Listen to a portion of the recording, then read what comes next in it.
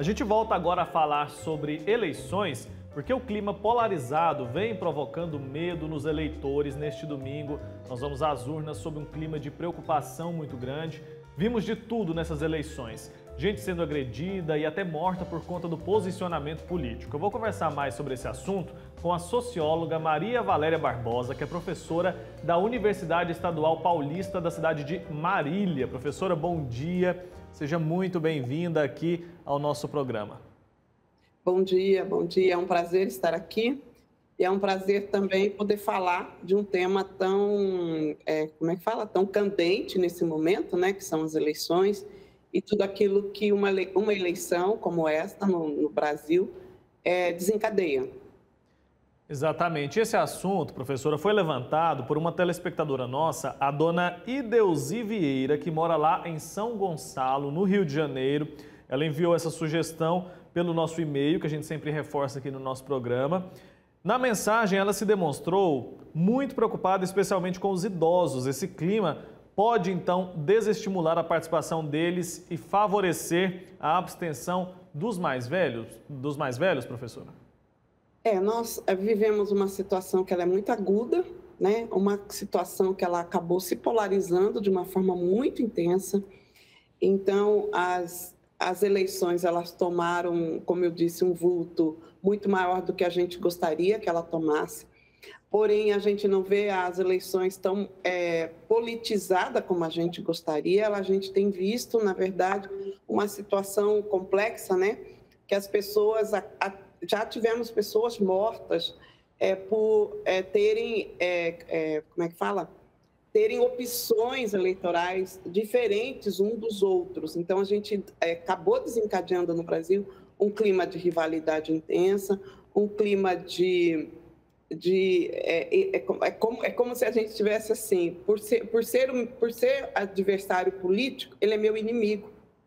Ele é uma pessoa da qual eu não consigo viver com ele. Então, a gente desencadeou um sentimento de intolerância muito forte. Claro que isso é horrível e ele pode provocar abstenção não só nos idosos, mas em todas as pessoas que não gostariam de passar por um momento de confronto. Então, qual deveria ser a perspectiva que deveríamos pensar e trabalhar? Sobretudo a perspectiva de respeito ao outro, né? Acho que valeria a pena a gente aqui nesse momento resgatar a perspectiva dos direitos humanos, né? Os direitos humanos, eles nos ensinam, sobretudo, que todos nós somos seres humanos, todos nós somos seres, somos seres de direito e todos nós temos o direito de exercer, sobretudo, a perspectiva de poder pensar diferente um do outro, né? E pensar diferente um do outro não me torna inimigo, nem alguém que eu queira eliminar.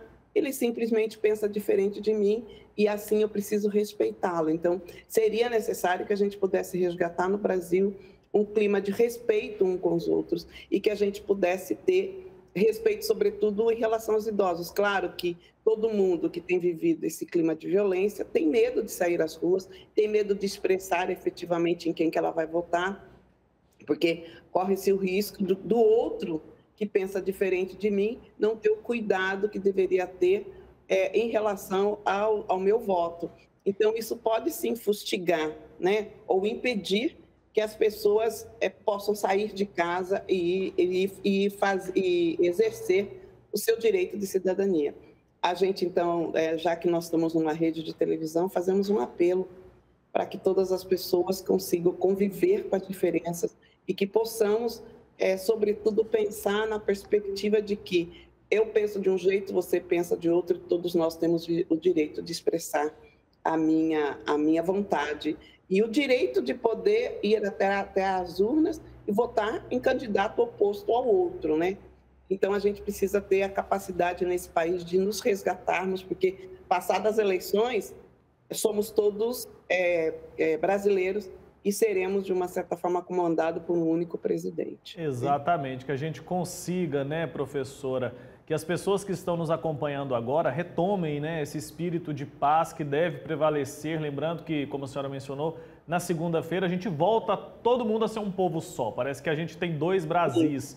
E aí a gente precisa hoje reforçar essa ideia de paz na hora de ir fazer a votação, de ir lá registrar o voto, que vá todo mundo com esse espírito, com esse coração de paz, né? Acho que esse é o recado principal que a gente precisa deixar. A gente já havia vivido eleições sob uma tensão tão grande assim, ô professora? Não, é uma tensão tão grande como essa, não. É estranho, né, que a gente tenha caminhado para essa situação. Claro, nós fomos precedidos, né, de um golpe. Eu assim avalio, né, possam ser que outras pessoas avaliem de outra forma, mas nós fomos precedidos de um golpe pós-eleições legítimas, um golpe que a gente pode falar jurídico, militar e civil, e foi o golpe à presidenta Dilma. Após o golpe, é óbvio que as situações elas foram se acirrando. Tivemos a eleição de 2018, já foram eleições polarizadas, com um judiciário que foi se fortalecendo muito, né, ao longo de todo esse processo. Já foi um momento de bastante tensão as últimas eleições do Bolsonaro. Ele teve um fato que acabou sendo decisivo para que ele pudesse ser eleito, que foi a facada que ele recebeu.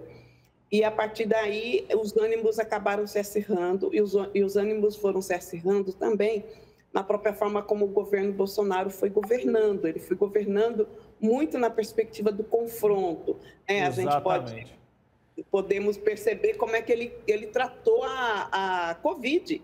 A Covid, apesar dele ser presidente, ele desafiava, inclusive, os preceitos médicos. Saía na rua, não usava máscara. Então, ele foi construindo também, ao longo do seu próprio governo, esse clima de confronto. E esse clima de confronto, ele acabou assumindo uma situação que ela é quase que... Eu tenho medo, né? Ela é quase que incontrolável. Não... Pessoas mortas, né? Nesse momento, porque pensa diferente da outra. Como é que você tira a vida do outro só porque o outro pensa diferente de você? Né? Uma situação inaceitável, né, professora? Eu quero agradecer muito o seu tempo aqui com a gente, agradecer por nos trazer essa reflexão. Fica essa reflexão para todos nós. Até uma próxima oportunidade, viu? Tchau, tchau. Muito obrigada. E uma boa votação a todos. Para todos, né?